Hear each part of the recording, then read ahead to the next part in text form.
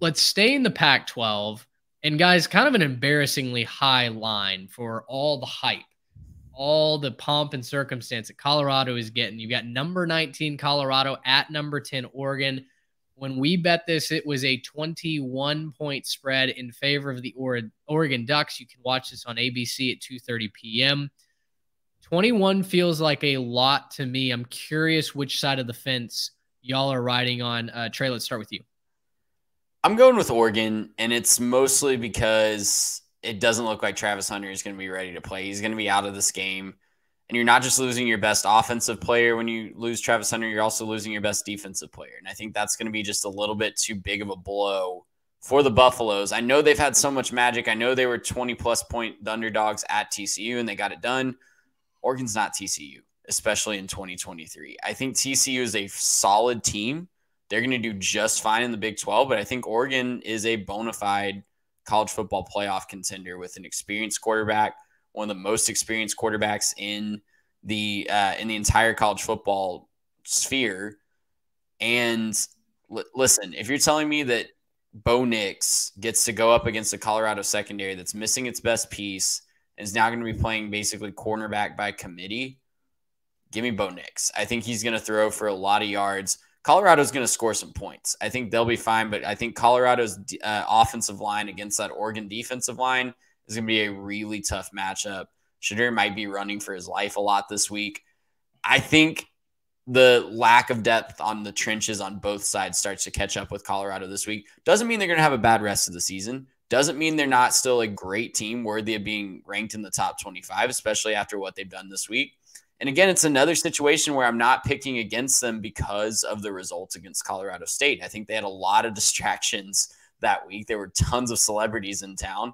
No one was caring about Colorado State. It was all about Colorado, and Colorado State really took advantage of that. So I'm picking against Colorado this week. I think Oregon's way more talented. I think they'll cover the 21-point spread. I think the final score is somewhere around 52-27 in that range, right? 52, my quick math doesn't tell me if that's covering or not, but 52-24, somewhere in there. Yeah, I think that Oregon's going to win this one, and I think it'll be comfortable for him. I mean, Bo Nix is going to get whatever he wants on offense. He's going to be able to throw whatever he wants. He can run it if he wants to. He can, spin around, take a nap and then toss the ball up. He's probably still going to have time because Colorado can't do anything on defense, especially not in the trenches. They're not very good on defense. But I'm going to go ahead and take Colorado to cover the 21 points. I've learned my lesson. It looks like it's going to take y'all maybe another week to learn y'all's lesson. But Colorado can play some offense. Okay, Colorado can score with the best of them. I do think that they're a very, very good offense. I think Shedeur Sanders is absolutely being slept on. He's a very, very good quarterback. Really does a lot of things well. There's a lot of just the little things, the nuances of the game that he does extremely well.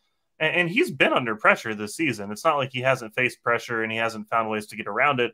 It just doesn't look like he is because he handles it so well. And so I'm going to pick Shedeur Sanders to score enough points to, maybe lose by 2 touchdowns, but keep it respectable, right? 2 touchdowns, maybe 10 points, sneak up a little bit, give Oregon a little bit of a run for their money, maybe have a second quarter score that has people going, oh, look out, Colorado. And then, Oregon obviously pulls away. But yeah, I'm going to take Colorado to go ahead and take this plus 21 and take it a little bit. And I think Colorado's going to play a good game. I'm done with doubting Colorado. I'm in on the Colorado hype train. I think Deion is a really good coach. I think he's doing the right thing for a lot of his players, and I think that he's going to have that program turned around real quick. One of these weeks, they're due for a clunker, and it was almost last week against Colorado State, right? I mean, you could make the case that for 3 quarters, they were not very good, and they were being outscored by a vastly inferior team.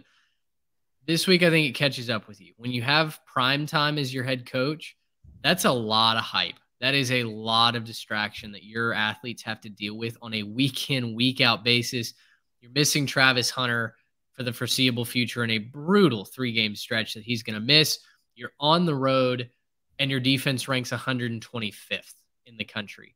I think Bo Nix might do some disrespectful things to this Colorado defense. They're due to have a game that they come out flat, right? And I'm not going to say that it invalidates what Colorado has done these first 3 weeks.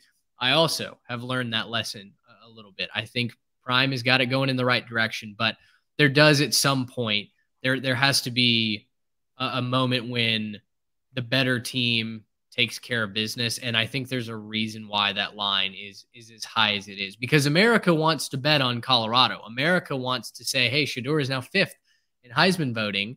Let's ride with the Buffs. But I think the more likely outcome is Oregon minus the number here.